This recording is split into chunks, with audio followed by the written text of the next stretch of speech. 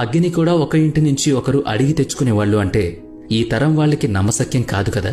అవును, అగిపెట్టే అందరి ఇళ్లలో ఉండేది కాదు. అందుకే పక్కవాళ్లు పొయ్యి వెలిగించుకున్న తర్వాత ఆకులతో ఆ మంటను అంటించుకుని మన ఇంటి పొయ్యి వెలిగించుకునేవాళ్లం. అప్పట్లో ఎంత కష్టపడి కీప్యాడ్ ఫోన్ ని ఛార్జ్ చేసేవాళ్లము. పవర్ బ్యాకప్ ని పాకెట్లో పెట్టుకుని తిరిగే ఇప్పటి తరానికి ఆ కష్టం తెలీదు. 11 మంది స్నేహితులు కలిసి ఒక బాల్ ని కొనేవాళ్లు. ఇప్పుడు బాల్ అయితే ప్రతి ఒక్కరి దగ్గర ఉంటుంది, కానీ ఆ 11 మంది స్నేహితులు ఒకే చోట కలవలేని పరిస్థితి. కరెంట్, మొబైల్ లేని ఆ సమయంలో ఇంట్లో వెలుగునిచ్చే ఈ లాంతరు, అప్పట్లో దీని వెలుగులోనే చదువుకునేవాళ్లం.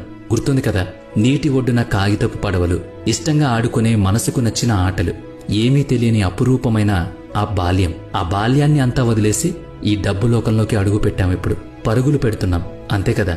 నిజంగా అవన్నీ మరపురాని రోజులే కదా. చిన్నప్పుడు ఇలా చెవుల దగ్గర ఏవో పెట్టుకుని మొబైల్ ఫోన్ ఆటలు ఆడుకునేవాళ్లం. అప్పటికి మనకి తెలియదు కదా ఇప్పుడు అదే మొబైల్లో మనం బందీలం అయిపోతామని.